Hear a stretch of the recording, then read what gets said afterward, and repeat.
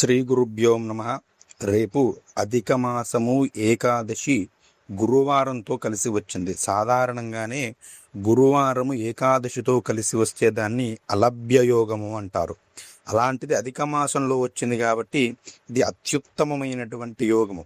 రేపు చేసేటువంటి ఏ చిన్న కర్మ అయినా కూడా అనంతమైనటువంటి జన్మల పాపాలను దహించి వేస్తుంది, సమస్త దారిద్ర్యములను కూడా తొలగించి వేస్తుంది. కాబట్టి రేపు అందరూ కూడా యథాశక్తి లక్ష్మీనారాయణులను పూజించండి, విష్ణు సహస్రనామ పారాయణ చేయండి. ఈ యొక్క ఏకాదశిని పరమా ఏకాదశి అంటారు. దీనిని ఆచరించిన వారికి కుబేరునితో సమానమైనటువంటి సంపదలు వస్తాయని శ్రీకృష్ణ పరమాత్మ ధర్మరాజు గారితో చెబుతారు. ఒక కథ ఉన్నది. పూర్వం కాంపిల్య నగరంలో సుమేధుడు అనేటువంటి ఒక పేద బ్రాహ్మణుడు ఉండేవాడు. ఆయన చాలా ధర్మపరుడు, కానీ దారిద్ర్యం వల్ల ఎప్పుడూ బాధపడుతూ ఉండేవాడు. అతని భార్య పేరు పవిత్రవతి. ఒకసారి కౌండిన్య మహర్షి వారింటికి ఆతిథ్యానికి వచ్చినాడు. సుమేధుడు తన దీనస్థితిని వివరించి ఏదైనా పరిష్కారం చూపమని కోరినాడు. చూడండి, అంతటి పేదరికంలో ఉన్నా కూడా అతిథి సేవను వదలలేదనమాట. అది చాలా ప్రధానం. అతిథి సేవ చేస్తేనే భగవంతుడు మనం తొందరగా అనుగ్రహిస్తాడు. అప్పుడు కౌండిన్య మహర్షి అధిక మాసంలో వచ్చే పరమా ఏకాదశి వ్రతం గురించి చెప్పినాడు. ఇప్పుడు అధిక మాసం రాబోతుంది నాయన, కాబట్టి నువ్వు ఆ పరమా ఏకాదశి రోజు వ్రతాన్ని ఆచరించు అని సూచించినాడు. సుమేధుడు అతని భార్య నియమనిష్ఠులతో ఆ ఏకాదశి నాడు ఉపవాసం ఉండి లక్ష్మీనారాయణులను విష్ణువును పూజించినారు. ఆ పుణ్యఫలం వల్ల వారికి దారిద్ర్యం తొలగిపోయి కుబేరుని వంటి సంపద, సకల సౌభాగ్యాలు కలిగి తుదకు వైకుంఠ ప్రాప్తికి అని శ్రీకృష్ణ పరమాత్మ చెప్పడం జరిగింది. కాబట్టి ఈ ఏకాదశి రోజున అందరూ కూడా ఉదయాన్నే 4 గంటలకు లేవండి, కనీసం 5 గంటలకు లేవండి. లేచి చక్కగా తలారా స్నానం చేసి నిత్య పూజ చేసుకొని లక్ష్మీనారాయణులను పూజించండి. నా యొక్క సమస్త పాపములు తొలగిపోవాలి, నా దారిద్ర్యం తొలగిపోవాలి, నా యొక్క అఖండ సంపదలు కూడా కలగాలి అని ఆ భగవంతుడిని నమస్కారం చేసుకొని లక్ష్మీనారాయణులకు ఫోటోకి కానీ, విష్ణుమూర్తి చిత్రపటానికి కానీ, లేదా సీతారాముల చిత్రపటానికి కానీ, లక్ష్మీనరసింహస్వామి వారి చిత్రపటానికి కానీ, వెంకటేశ్వరుని చిత్రపటానికి కానీ, ఏదైనా కూడా లక్ష్మీనారాయణ చిత్రపటమే. దానికి కాస్త గంధం పెట్టండి, పుష్పం వేయండి. ముందు రోజే తీసి పెట్టుకున్నటువంటి తులసి పూలను స్వామివారికి సమర్పించండి. తులసి పూజ చేస్తే ఎంతో ప్రీతి చెందుతారండి స్వామివారు. ఏకాదశి రోజు తులసి తెంపకూడదండి. మీకు తులసి లేకపోతే అక్షతలతో పూజ చేయండి. అదేవిధంగా ధూపము దీపము వేయండి. ఈరోజు మొత్తం కూడా నైవేద్యం పెట్టేది ఏమి ఉండదు. నైవేద్యం అంటే పండ్లు, పాలు, పంచామృతం పెట్టండి.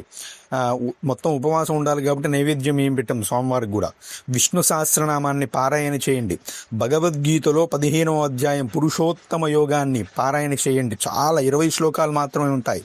చాలా మంచిది, ఇది పారాయణ చేయండి. అదేవిధంగా ఓం నమో భగవతే వాసుదేవాయ, ఓం నమో భగవతే వాసుదేవాయ, ఓం నమో భగవతే వాసుదేవాయ అనేటువంటి మంత్రాన్ని వీలైనంత మేర చేయండి. ఒక 10,000 సార్లు ఈరోజు జపం చేసేటువంటి ప్రయత్నం చేయండి.